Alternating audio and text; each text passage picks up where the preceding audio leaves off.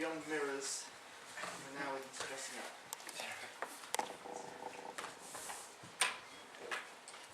Right, so this is the second duality I wanted to show you, Gelfand duality between C-star algebras and topological spaces. So the topological spaces we looked at last time when we were talking about stone duality were compact, Hausdorff, and totally disconnected. And for geometers, totally disconnected spaces are somewhat pathological. They like to live in the universe of general compact Hausdorff spaces. And it turns out Gelfand duality gives you exactly that, the correspondence between compact Hausdorff spaces and certain kinds of things that, well, they're called out C-star algebras, so you would think it's all about algebra, but there's a lot of analysis going on behind the scenes. Okay, so the introduction is like this. I'm going to introduce the introduction. Then I'm going to talk a bit about rings, and then show you a simple reconstruction theorem, which is not yet a duality theorem. And then I'll talk about algebras, and finally Gelfand duality. So initially I was a bit concerned that my series of lectures would be kind of off the mainstream from the theme of the school, but then I found Bart and Chris Menon and so on talking about very closely related things, so I somehow feel it's better integrated than I had hoped at first. So here's Gelfand. Poor chap, I didn't get the Fields Medal because of World War II. The International Congress of Mathematicians was cancelled for several years, and that was exactly the time when he would have been like one of the great mathematicians, great young mathematicians doing breakthrough work.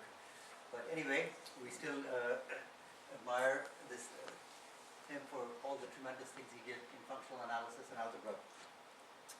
The basic message of Gelfand duality is compact Hausdorff spaces, when you look at them in the mirror, look exactly like commutative, unital, C-star algebras. So a bunch of adjectives, unfortunately, that go in front of C-star algebras. So commutative, of course, one understands. Unital means simply that there's a unit element, which is an identity for the multiplication operation. Okay. So this duality is between complex C-star algebras, but strangely enough, there's equally such a duality between real commutative C-star algebras and compact Hausdorff spaces, and this was actually explored by Stone. So it's sometimes called Stone-Gelfand duality or Stone's version of Gelfand duality, and it's thoroughly treated in the Stone Spaces book by Peter Johnstone. And I've often gone to computer science conferences where people talk about Gelfand duality and they talk about this. But this is not the version I'm going to talk about at all. There is, if we believe both these dualities, it has to be an equivalence of categories between real C-star algebras and complex C-star algebras, and indeed that is the case, though I've never actually seen it spelled out in detail. In real C-star algebras, the so-called star structure is essentially trivial. It corresponds essentially to transposing. It's not really got the same character of complex C-star algebras. And if you look at these proofs, the complex version uses quite different mathematical methods. In particular, it uses quite a bit of complex analysis. And I think is much more relevant in the end for quantum mechanics. Of course, people working in quantum mechanics really want the non-commutative case. And Are the morphisms the same? I suppose if the star structure is trivial.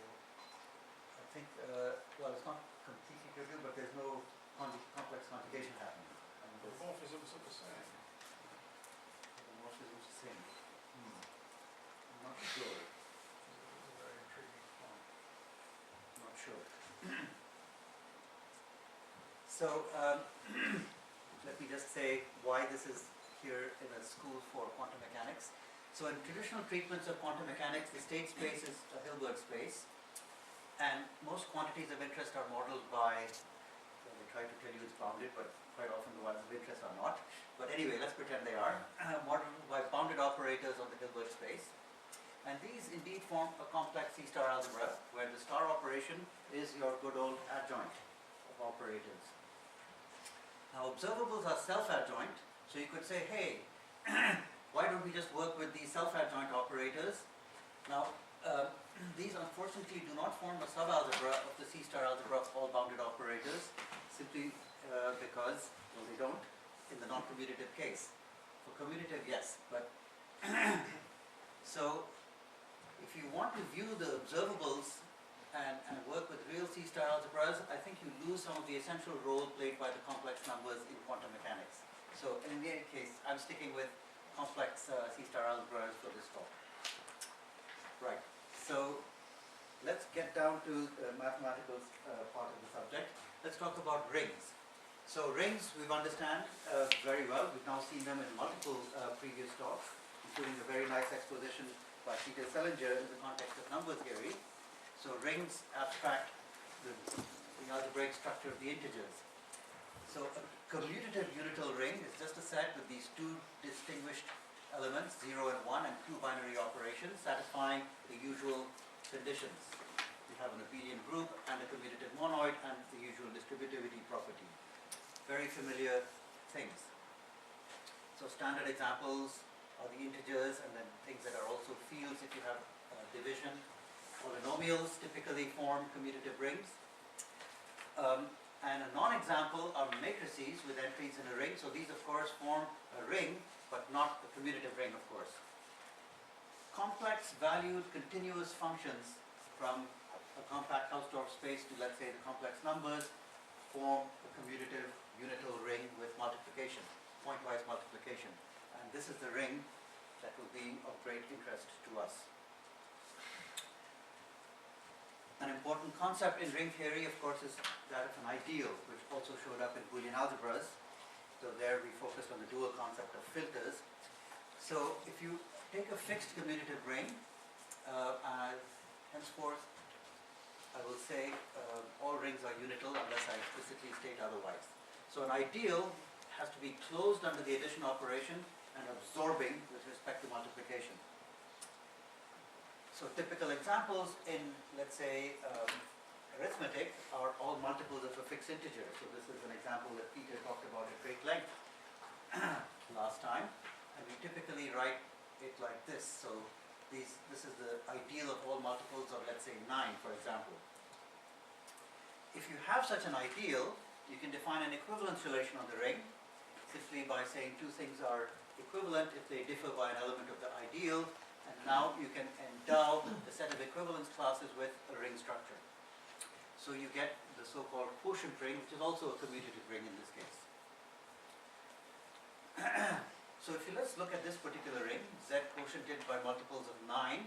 So this has an element, 3, the equivalence class of 3, which has the property that its square is the equivalence class of 9, which is of course equivalent to 0. Such an element is called nilpotent. So it has a power that's actually 0, even though it is itself non-zero. One important concept is that of maximal ideal, ideals that cannot be expanded. And you can see a parallel between what I'm saying today and what I said yesterday about ultrafilters. It's again the same kind of thing. We're looking for maximal structures of a certain kind. So we say an ideal is maximal if there are no ideals strictly containing it and strictly contained in R. So this ideal is not maximal. For example, it is contained in this other ideal, the ideal of all multiples of 3. This latter ideal is indeed a maximal ideal. A similar closely related concept is a prime ideal. So we say something is a prime ideal if whenever two elements belong to the product of two elements belong to the ideal, and one or other of them must. And this, of course, is inspired by the notion of prime numbers in the usual ring of integers. And I think the concept is due to Kronecker, who was exploring extensions of the usual ring of integers. But I will delve into history of number theories now. So if you take a prime number, then its ideal is indeed a prime ideal in the integers. Now maximal ideals are always prime, but not conversely. So for example, the ideal consisting of just 0 is indeed a prime ideal. You can't have two numbers multiplying out to 0 unless one of them is 0. But it's certainly not maximal. It's in fact about as small as you can get. So let's look at this particular ring, which is going to be a ring of great interest for us today. So you take a compact Hausdorff space and you let C of x stand for the ring of complex valued continuous functions on x. Okay, so it's clearly a commutative ring where the ring structure is given by pointwise multiplication. So since the complex numbers are continuous, since the complex numbers are a commutative ring, C of x is a commutative ring, and of course the constant function 1 is the unit for this ring. So it is a commutative unital ring. And it has a lot more structure than that. Later on we will see that it's in fact a commutative unital C-star algebra. But for now we're just looking at it as a ring. So if you're actually doing proofs, these slides are dreadful. I'm going to flash things on the slides just to distract you from time to time. But I'd like to do the proof on the whiteboard. So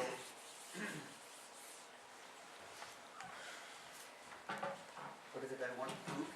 I'd like to prove that maximal ideals in C of x are the same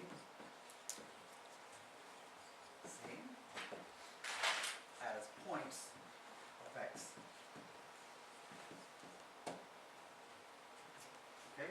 So the first thing I'd like to observe is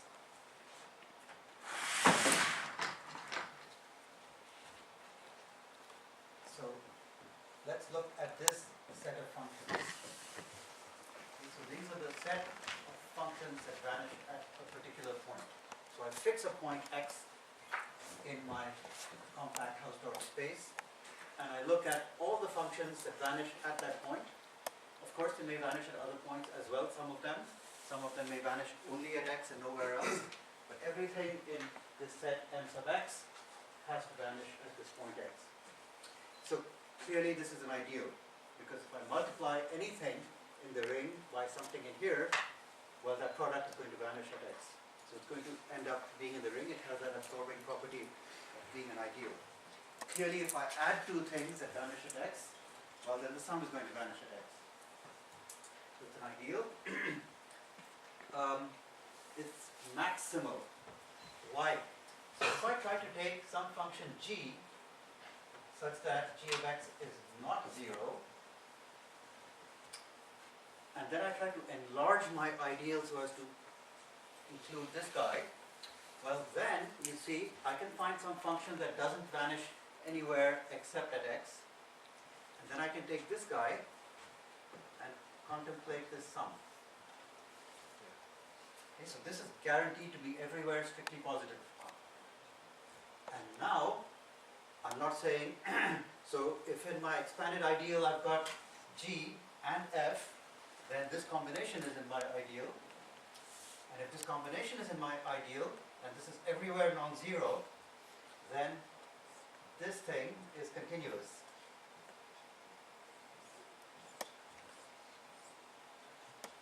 Right? This thing is going to be some continuous function somewhere in the ring. I'm not claiming it's in the ideal, but now this product, of course, has to be in the ideal, and this product is identically 1. So 1 is in my ideal, and if 1 is in my ideal, everything's in my ideal. I have got the whole ring. Okay, so that's the argument that this is maximal. And any luck, that's what my next few slides say.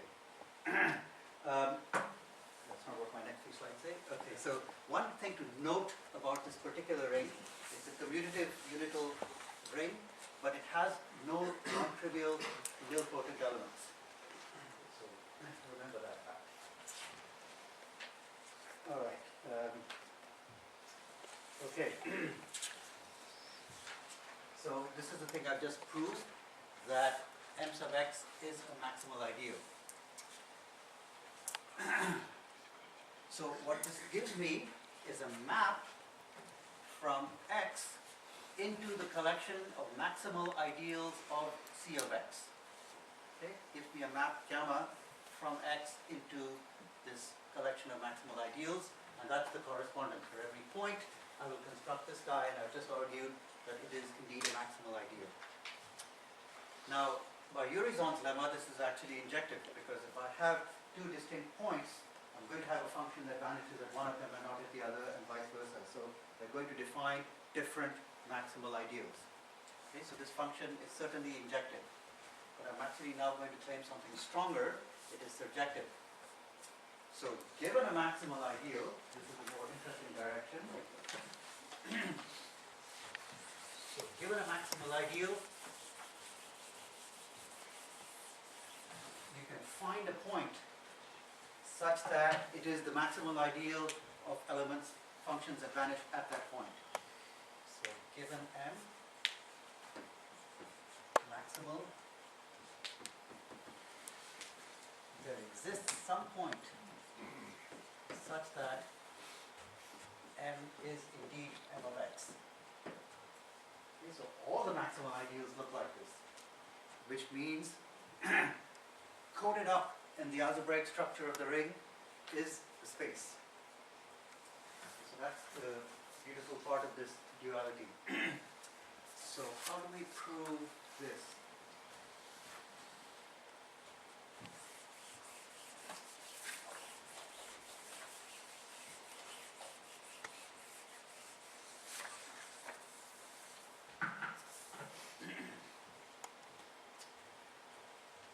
Okay, so sadly, you have to prove this by contradiction. I love a constructive proof that says you give me the ideal and I'll have an algorithm that finds the point, but I don't know how to do that.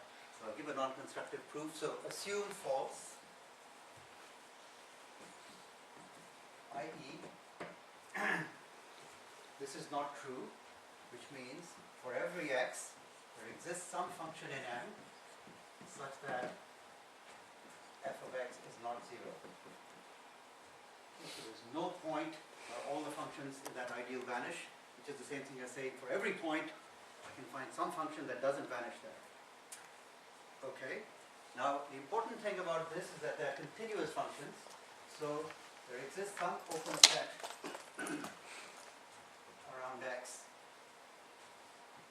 such that f of u is non-zero for every point in that open set. So if you're a continuous function and you don't vanish at a point, then you have to also be non-vanishing in a little open set, or perhaps a big open set, but some open set around that point. You can't just be vanishing exactly, non-vanishing exactly at that point and vanish everywhere around it. Okay, so now we use compactness, and the way one uses compactness is be as liberal and wasteful as you like in constructing a cover. The compactness says, even if you've done this in the most wasteful way, there's always a finite subcover that will do the job for you. So let's do that. So note that for every point x in our set, we have a function which I will tag with an x, and an open set which I'll also tag with an x, such that x is in this set u sub x, so it's a little open neighborhood of x, and for all u in u sub x, f sub x of u is not zero. So I've done this for every single point. So of course this is an open cover. Every single point has its own personal little open set which contains it. Extremely wastefully done. For every point I found an open set, but by compactness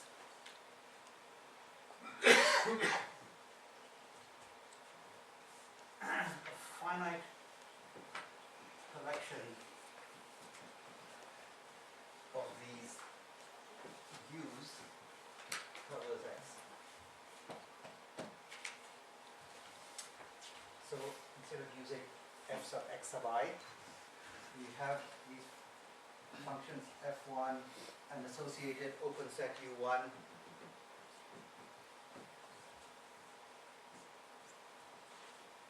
Okay, so we have this collection of pairs, functions and open sets. Open sets will cover the whole space, and these functions are guaranteed to be non-vanishing everywhere in U. each of these functions, of course, is in my ideal. So this summation is everywhere strictly greater than 0. Okay? And in the ideal. So if I call this thing G, G is in my ideal N. And now the same kind of argument that I had before applies. I've got a function nowhere vanishing in my ideal. So 1 over G is some continuous function in the ring. And so G times 1 over G is 1 and is now forced into the ideal, and now the ideal has become trivialized. It becomes a whole ring.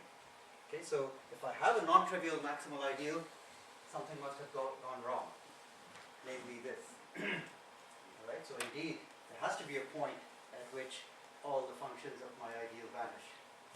So this is an interesting situation. So you've got this compact Hausdorff space, you've got this ring of continuous complex valued functions that you've constructed, and now if I were to tell you, forget the space from which this ring came, I'm just presenting it to you as a completely algebraic gadget, you can say, aha, I can still get the points back because the points are coded up in the maximal ideals. So purely algebraic data reconstructs the original space. Or does it? The space is not just a point set, it's a topological space, so I really ought to get the topology back as well. So, I think that's just this argument. So, to get the topology back, you can do the following. So, if I take a function in my ring of continuous functions, I can define an open set, O sub f, by saying take all the points where f doesn't vanish. Okay, so this is indeed an open set. And in fact, this is a base for this topology of x. Now, I can take the collection of maximal ideals and topologize it in the following way. I define these sets U sub f to be the set of all functions that are not in the ideal. And this is a base for a topology on this set. And now it's easy to see that this function gamma, which defines a bijection between x and m of c of x, it's easy to see that gamma of O of f is actually just U of f. So, in fact, gamma actually defines a homeomorphism.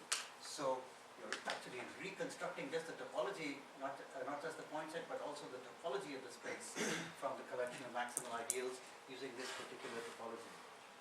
And this looks like the kind of thing we've been dreaming about. You've got this algebraic world and this topological world, and they seem to be the same. You see, it seems to be hinting that we've got a duality. Sadly, we're not there yet. Otherwise, I wouldn't have had a 1-hour talk. The inverse image of a maximal ideal is not necessarily a maximal ideal. So this particular construction cannot be made functorial, but there's something else much more drastically wrong right off the bat. So algebraic geometers do things a bit differently, and they work with the prime spectrum, which works much more nicely, but it leads you into the mire of scheme theory, which I'm scared of. So maybe somebody else will explain this to you, but certainly not me. But a thing that goes wrong, much more serious than this in this particular setting, is that the collection C of x cannot possibly produce arbitrary commutative rings. For one thing, there will never be nilpotent elements. And I gave you an example earlier of a nice commutative unital ring that had a nilpotent. Certainly those rings are not going to be produced in this way. So rings is too big. I need a more tightly constrained category if I really want a nice duality with compact Hausdorff spaces. So what kind of rings do arise as C of x for some compact Hausdorff space? And the answer is C star algebras. That's what Gelfand duality is about. You can also turn this question around in other ways and say, supposing I had a completely general ring, possibly not commutative, possibly with nilpotent? Is there some kind of space, however fictional, that can be viewed as the space whose function space gives you back this ring? And that, of course, is a very fascinating question, which I won't answer. There are experts in the audience who know more about this than I do. Okay, so now I want to work on constraining those rings so that we actually get the correspondence as tightly as we want. So first, let me introduce the notion of algebra. So these are simply vector spaces equipped with an associative multiplication operation as well that's required to be bilinear. So linear, each argument viewed separately. And of course, the classic example of this are matrices. You can actually add n by n matrices, so they clearly form a vector space, so we often tend to forget that fact. But we do tend to remember that they are a multiplicative structure. Now this is of course a non-commutative example. Bounded linear operators on a Hilbert space is another example. The multiplication is now composition. This is actually just an infinite dimensional version of that. So this is also non-commutative. And of course our friend C of x with pointwise multiplication is the commutative algebra. Because it has vector space structure, you can multiply it by complex numbers. So it has it's a vector space with multiplication. In short, a commutative unital algebra. Now, as Bart talked about at length yet today, it's fruitful to consider norm versions of these spaces. So a norm is something, is a way of measuring size of vectors, and they satisfy axioms that you are now familiar with. And you can require that they have a nice completeness property. So of course when you have a norm, you can define a notion of distance between 2 points by looking at the difference and measuring the length of that difference. So that makes it a metric space, and you can demand completeness of Cauchy sequences in the usual sense. So if you get these, if you have completeness on the norm space, you get what's called a Banach space. So as I think I said before, Banach called these things B spaces in his paper. So You know why? yeah. What did the B stand for? Oh, it was meant as a hint.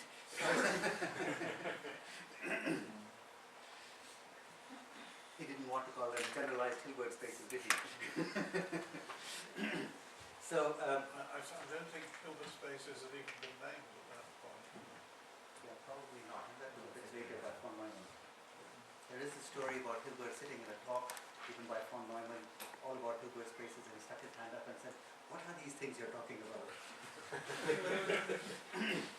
So a Banach algebra, now you're fusing this sort of analytic structure, the vector space structure, and now multiplicative structure. So it's an algebra, vector space with multiplication.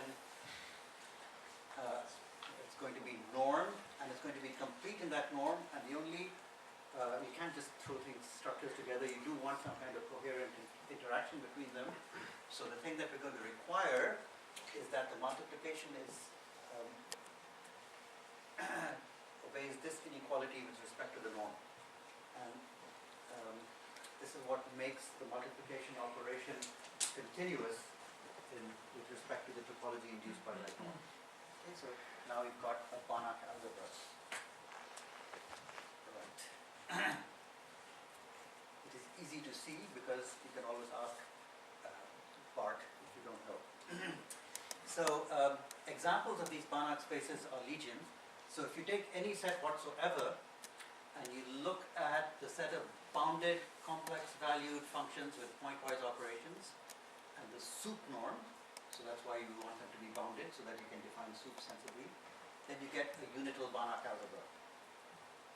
Okay, so I didn't say anything about continuous because I just took a set, I didn't take a topological space. But if I do take a topological space, then I can look at the space of bounded continuous complex valued functions. It's a unital Banach algebra. In fact, it's a closed subalgebra of this one. If X is compact, then the space of all continuous complex valued functions is a unital Banach algebra. In fact, it's the same as C of B because obviously continuous functions on a compact space are going to be automatically bounded. It turns out that this theory actually works fairly well even if you don't have compactness. If you look at locally compact Hausdorff spaces, you can get a nice Banach algebra by looking at the functions that kind of vanish at infinity. Now, vanish at infinity is a slightly tricky concept to define in the general space, but it's defined like this. So what you do is you say that for any epsilon, no matter how small, if I look at the set of points where the absolute value of f is greater than epsilon, I'll always get a compact set. Okay, so if I look at functions that satisfy that particular restriction, I will say the function vanishes at infinity. And the set of continuous functions that vanish at infinity is written C sub 0 of x. Of course, if x is a compact space, then C sub 0 of x is C of x, but in general it's not. And this C sub 0 of x is a closed subalgebra of the algebra of bounded functions. So one important thing to note, this particular algebra in a locally compact space is not unital, so commutative, because a function that's everywhere 1 certainly doesn't vanish at infinity. Okay, so when is it unital? It is unital if and only if x is compact. So this is your first hint of why the duality between algebra and topology might have interesting way to say apparently different things that turn out to be the same. So adding a unit is the same as compactifying the space. Okay, so now let me add the star operation that gives C star algebra its name. So star operation is an involution. So a map from A to itself. So involution of course means A star star is A. The star of AB is B star A star, so the thing is flipped. Of course in unital, in commutative star algebras this doesn't mean anything, but in the non-commutative case you require this flipping, which is what you expect from adjoints of matrices anyway.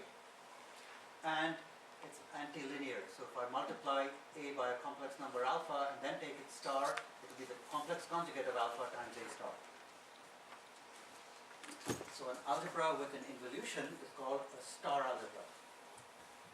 And even with this abstract parsimonious notion of star algebra, many of the things that you learn in linear algebra can be done in this abstract context. So you can define an element to be self-adjoint or Hermitian if it's equal to its own star. And the usual thing that we know about matrices can also be done here.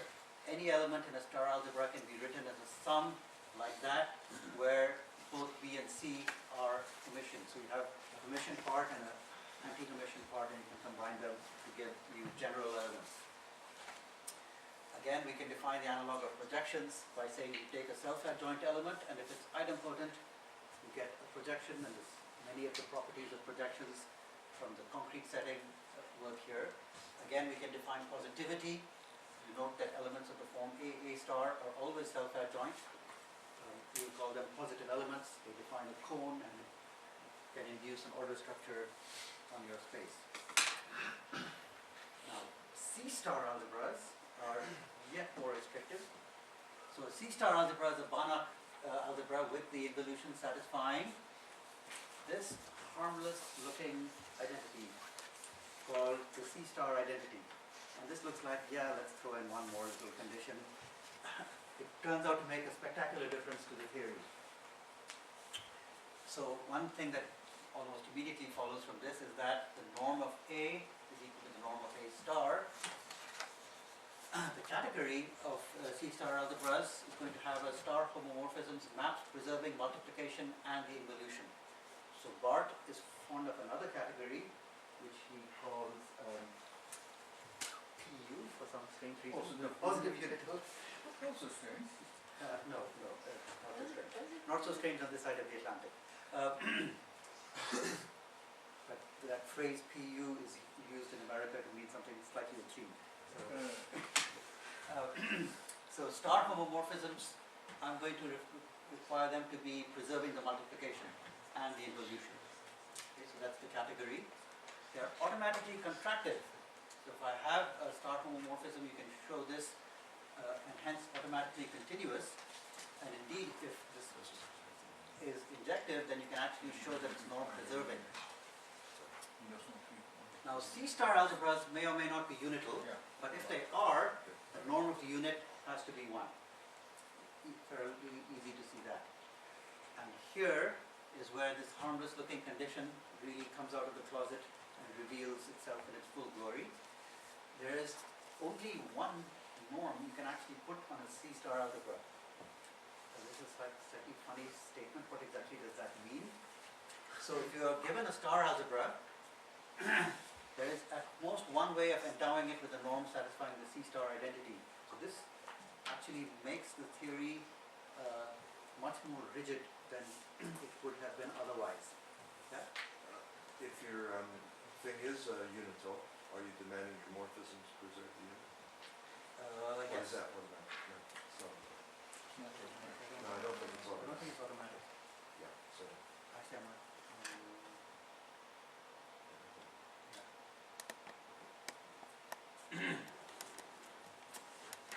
An important concept ingredient in the proofs of Gelfand's version of Gelfand duality as opposed to Stone's version is this one thing called the spectrum.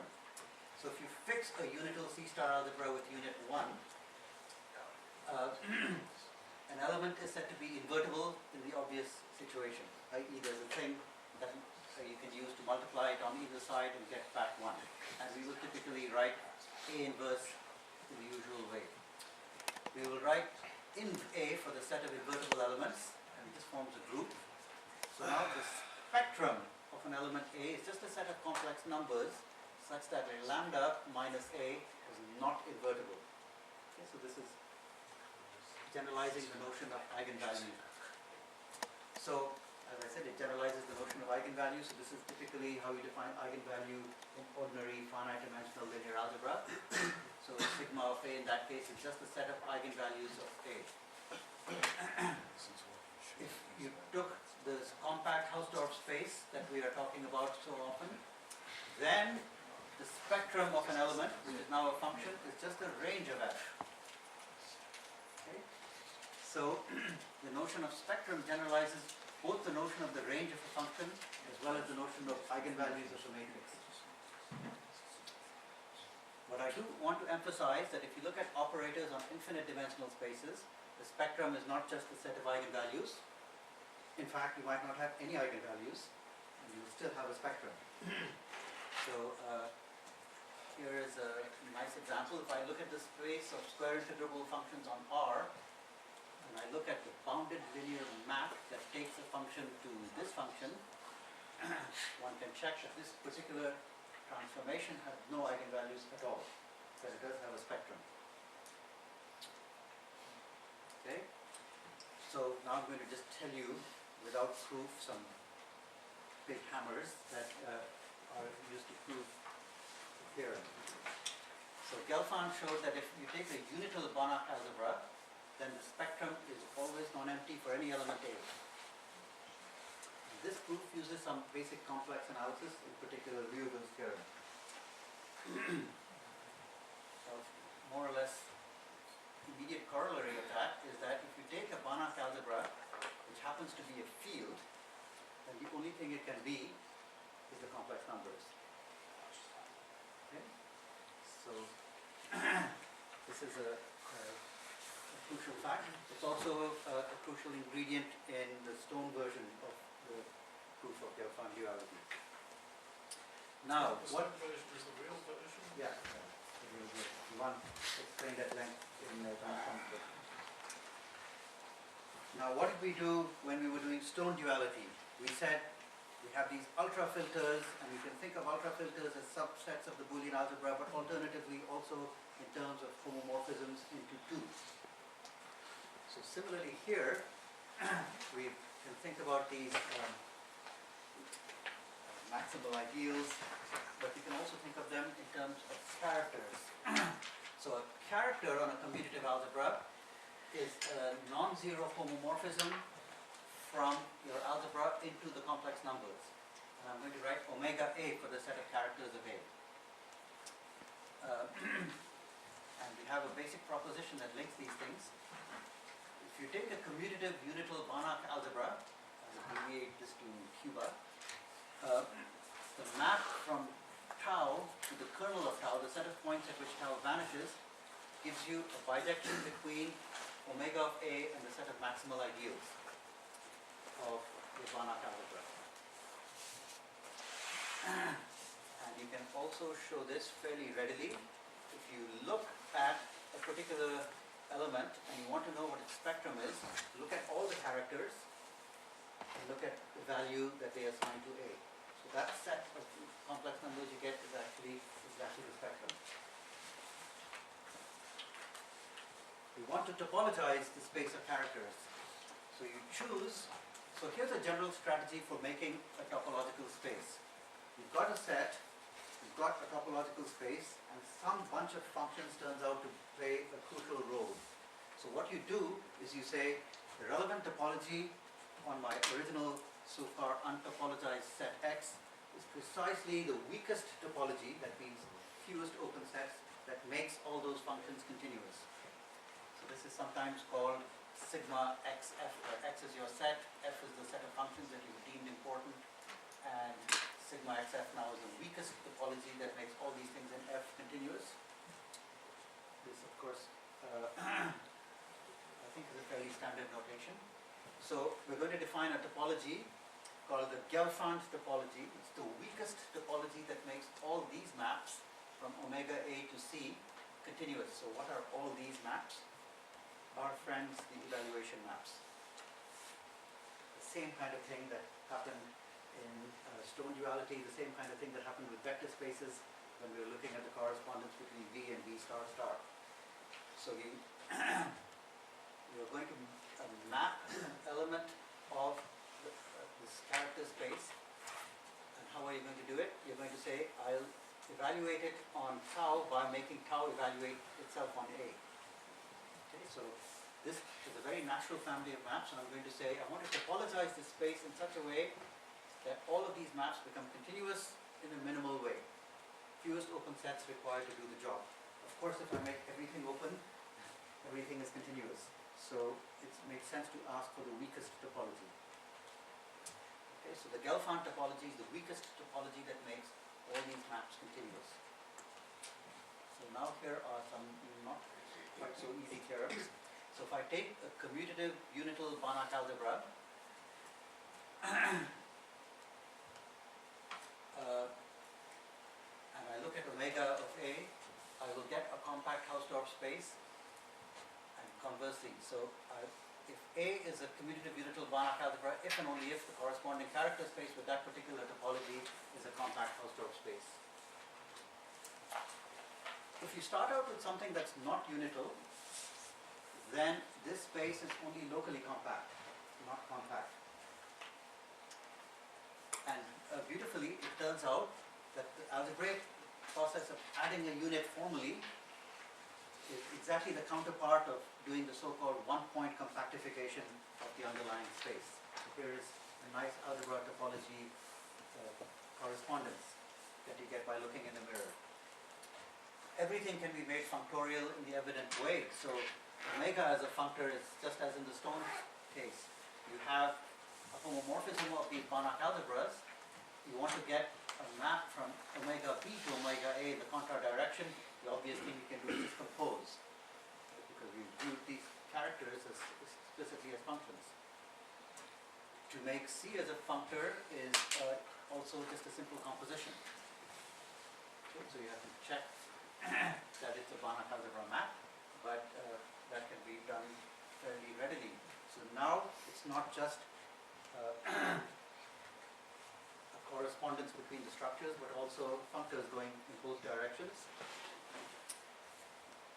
But we have all this norm structure there in the Banach algebra world. Wouldn't we like it to also be an isometry when we go back and forth?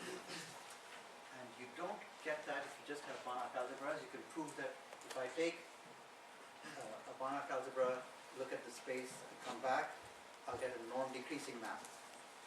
But if I make the structure rigid enough, I will get an isometry. And that's done by saying, let's take not Banach algebras, but C-star algebras. So that C-star condition gives you a tight control on what the norm can be. And you can then show, in fact, that when you go back and forth, it's actually an isometry. So the Grant theorem is for a commutative unital C-star algebra, this map is actually an isometric star isomorphism. And actually, even this is even true for non-unital algebras if one uses C0 instead of C. Okay. And more or less easy corollary of this statement is the basic Gelfand duality that you want to assert. So here we have another example of the mirror. On the one side, topological space, on the other side, algebraic gadget, and the ability to go back and forth and view things in both ways.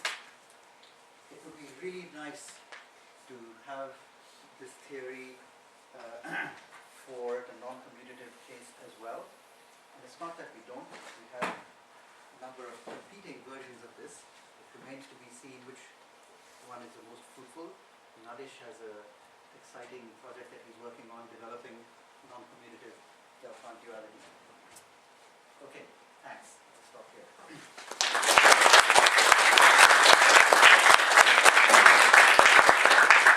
Any questions? Actually, I have two questions, if you let me. First, goes back to the real thing that you started with at the beginning. You were mentioning that if you start with a complex C-star and look at the observables, you can't view them as a real C-star algebra. What's the multiplication there? If I have two self-adjoint matrices, their multiplication will not be self-adjoint anymore in general, so it must be something else. Right, so yeah, I don't know. So, in fact, did I say that? Yeah, that's the So danger. I think what I intended to say is they're not a subalgebra, but I think they can be made into an algebra in some other way. All the unit space, but Not an algebra. Okay. But the important point is they're clearly not a subalgebra of the, of the full algebra. And so I think it's not fruitful to try and look at them that way. The other thing was maybe it's a good thing to link back to your lecture yesterday. So now we have compact Hausdorff spaces in the middle, and by Stone you can go to Boolean algebras, and by Gelfand you can go to C-star algebras. And you can compose the two, of course. You say a few words about what nice stuff comes out. Geez, I have no idea what nice stuff comes out. Well, for You example, mean going from Stone to, going from Boolean algebras to C-star algebras? for example. Yeah, so tell me what nice stuff comes out. So if you go the other direction, what you're doing is taking the projections of a C-star algebra. This is the Stonian space thing, Yeah. which you mentioned yesterday, yes. Yeah, so for example, if on the Boolean side you restrict to complete Boolean algebras, you get Stonian space in the middle, as you said. Right. And on the C-star side, you get precisely these AW star algebras that I mentioned. But I bet there are not many more classes for which you get a nice correspondence. Yeah, probably. Any more questions? Or answers? Okay, then let's thank Prakash this afternoon.